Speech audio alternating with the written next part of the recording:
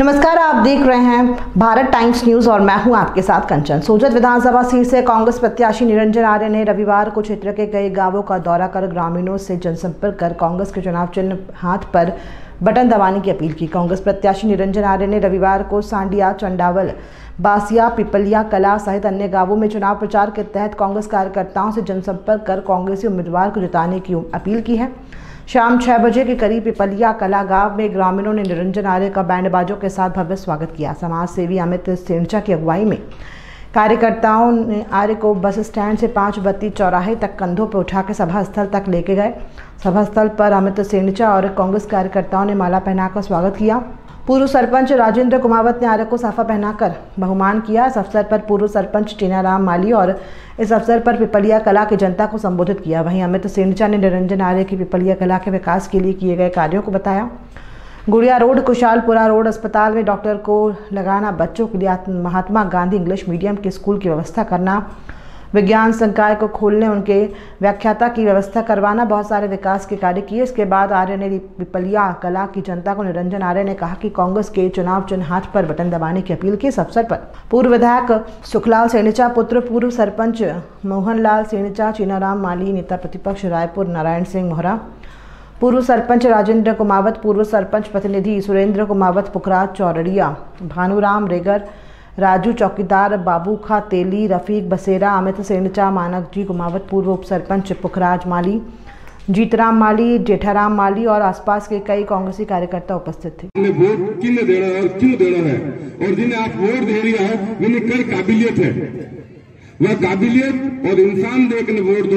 हर जगह पार्टी सब कुछ मायने नहीं रखे करे, कई जगह इंसान भी बहुत मायने रखे करे। कौन आप वास्ते आगे खड़ो हो सके, कौन आप बीच में आ सके और कौन आप क्षेत्रों आप एरिया विकास करा सके। और सोजत रायपुर विधानसभा में विकास का मामला में आर्य साहब जो नाम किन्हीं भी चीज कोई मोहताज नहीं है। आज पूरी विधानसभा जाने इन सीधो रिजल्ट आज देखो तो आज पिपलिया बीच में विधानसभा क्षेत्र में और पूरे राजस्थान के अंदर इन्होंने जितने वर्क किए, आपको गिनाते गिनाते इसकी फहरिस्त बहुत लंबी होगी। हमारे पिपलिया के अंदर गुड़िया रोड जो पिछले कम से कम 20 सालों से क्षतिग्रस्त थी, बिल्कुल कोई भी वाहन निकलने में बहुत समस्या आती थी। साथ में इसको बिना पद पर रहते हुए भी अभी सैंक्शन करा के पास की है।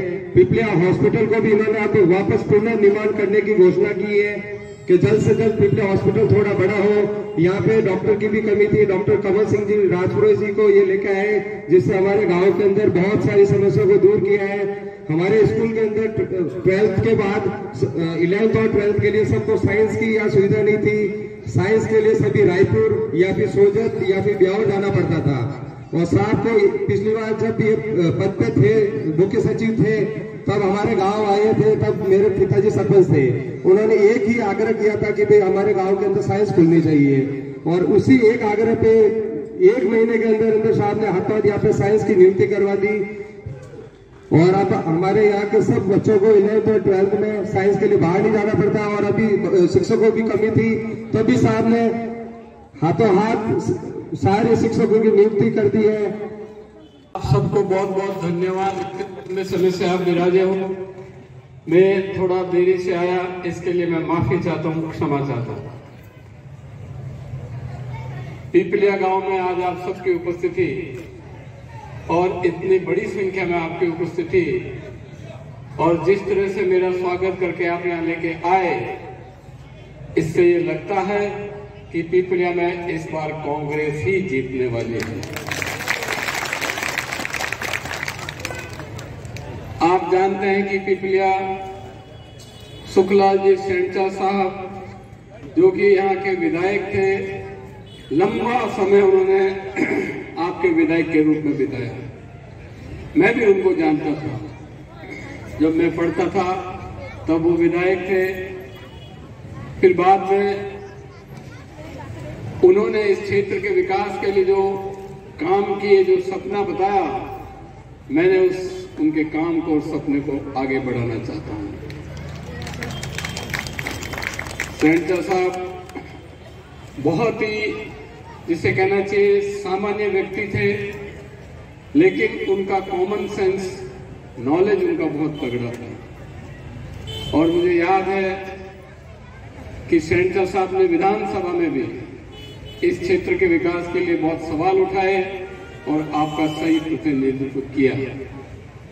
लेकिन उसके बाद सेंटर साहब के बाद मैं सोचता हूं कि इस पिपलिया का विकास इसलिए नहीं हो पाया कि जो इस क्षेत्र का प्रतिनिधित्व करते हैं और 20 साल से जो कर रहे हैं, उन्होंने पिपलिया ही नहीं बल्कि आसपास के कई गांवों के विकास के बारे में बहुत नहीं सोचा। और इसीलिए जब मैं पिछले 2-2.5 साल से यहाँ आया, और आपको सबको पता है कि मैं इस क्षेत्र में घूमता हूँ, देखता हूँ, काम करने का प्रयास करता हूँ, तो मुझे लगता है कि यहाँ पे तो काम करने की बहुत गुंजाइश है। अभी भी गाँव में बहुत अभाव है, अभी भी गाँव में बहुत तकलीफें हैं, अभी भी गाँव में विकास के बहुत कार्य करने हैं। तो मैं सोचता हूँ कि 20 साल से जो यहाँ के एमएलए जी, यहाँ के जो प्रतिनिधित्व जिन्होंने किया है, इसका जवाब उनको देना चाहिए। अगर वो सही प्रतिनिधित्व करते, अगर वो सही विकास का सपना देख के काम कराते, तो आप बताओ मुझे, हमको बड़ा में कॉलेज खोलने की क्या जरूरत थी? मैं नहीं खोलता अगर वो खोल देते। मुझे देवली में कॉलेज खोलने की क्या जरूरत थी?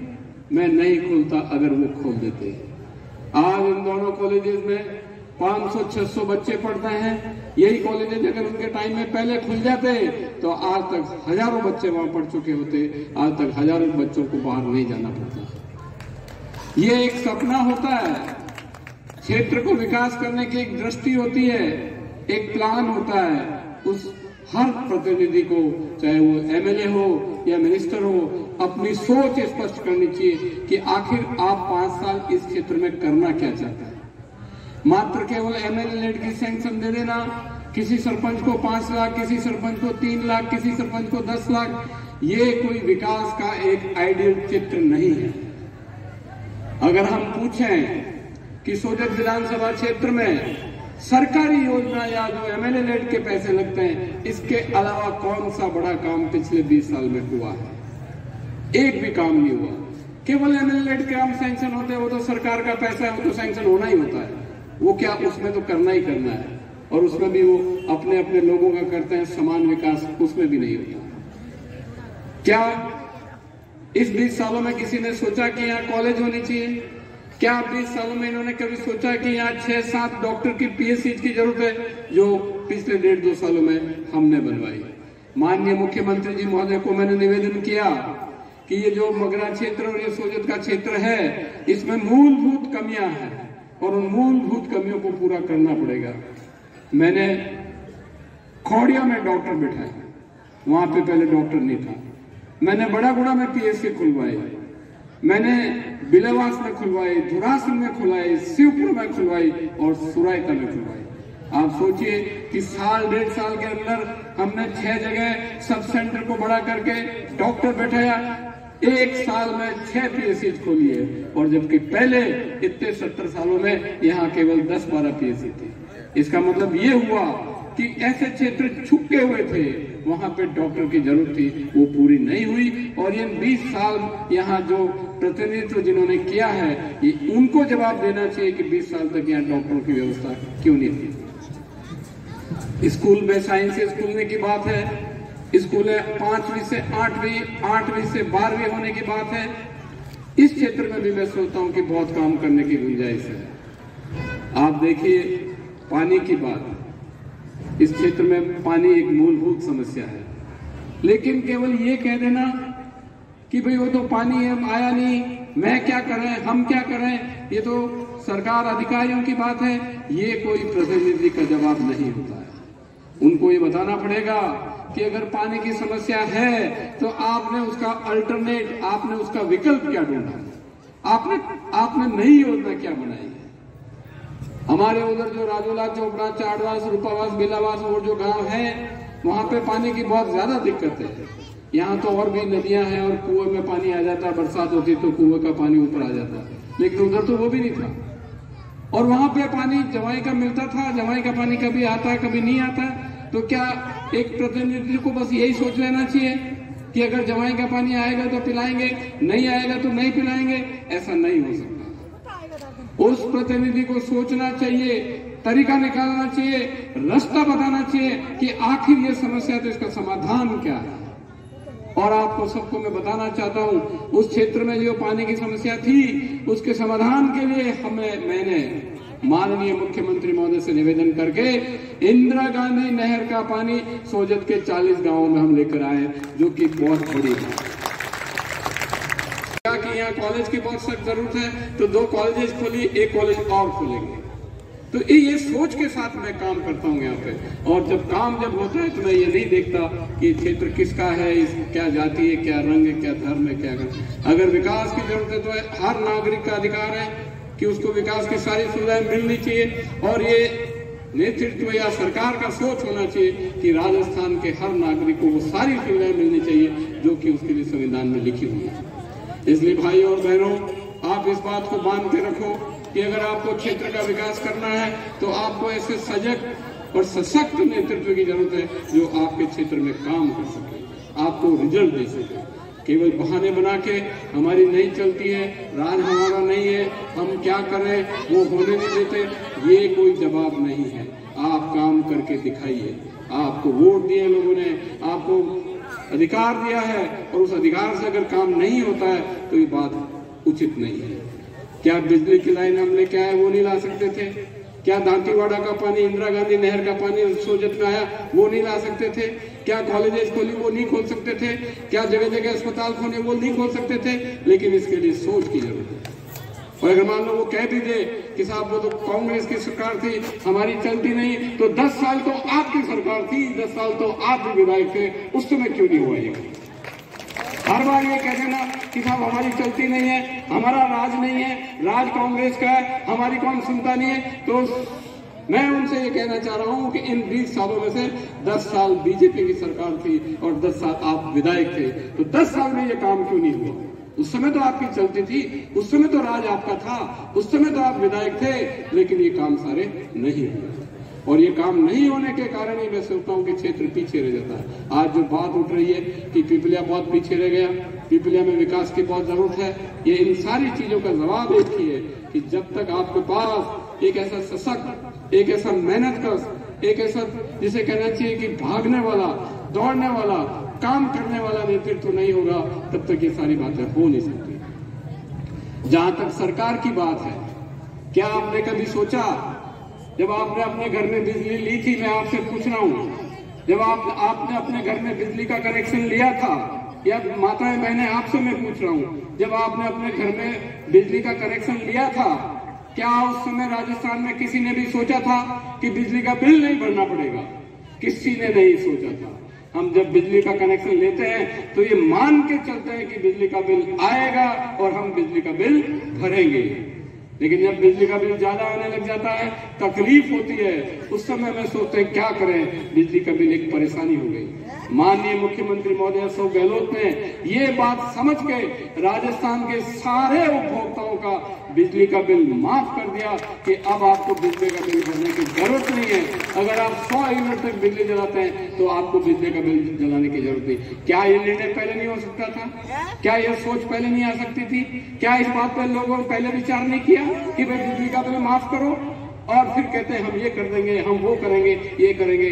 लड़ाते हैं लोगों को, भावनाएं भड़काते हैं लोगों की, हिंदुस्तान पाकिस्तान करते हैं। इन चीजों से फर्क नहीं पड़ता, फर्क तो बिजली का बिल माफ होने से पड़ता है। आम आदमी को पैसे की तकलीफ है, आम आदमी को अपनी महंगाई से मार है, उनको राहत कैसे पहुंचाओ, सवाल इस बात का है। सरकार को ये करना चाहिए। आपने देखा घर में सिलेंडर होता है, पहले 1200 रुपए में आता था, पधारो कोई बात नहीं, आपने सिलेंडर सस्ते हो जान रोटियां बनाओ, 500 रुपए में आवे।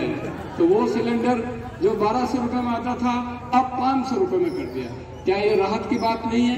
पहले भी ये फैसला किया जा सकता था कि अगर जो सिलेंडर 1200 का है उसको 500 में करो। मैं कई मीटिंगों में जाता हूँ और वहां देखता हूँ लोग खड़े होकर के मेरे को बताते हैं, आप सुनिए इस बात को, लोग खड़े होकर मेरे को बताते हैं। एक आदमी बोला थरासली में कि मैं और मेरा बेटा दोनों के दिल की बीमारी हो गई, हार्ट की बीमारी हो गई। जब हम डॉक्टर के पास गए ऑपरेशन कराने के लिए तो डॉक्टर ने 12 लाख का बिल खड़ा कर दिया, 12 लाख रुपए। उसने कहा अगर मैं मेरा घर भी बेच देता, मैं मेरी वाइफ के गहने भी बेच देता तो भी 12 लाख रुपए नहीं आते। पता नहीं भगवान क्या सोच रहा था, मेरे साथ क्या होता। भला हो अशोक गहलोत का, भला हो राजस्थान सरकार का कि इस चिरंजीवी योजना के तहत 12 लाख रुपए सरकार ने दिए और उन बाप और बेटे दोनों का ऑपरेशन बिल्कुल फ्री है। ये होता है काम की बात। बटन दबाइए, हाथ के निशान पे बटन दबाइए, हाथ के निशान पे बटन दबाइए और राजस्थान में कांग्रेस का राज वापस लाइए। धन्यवाद।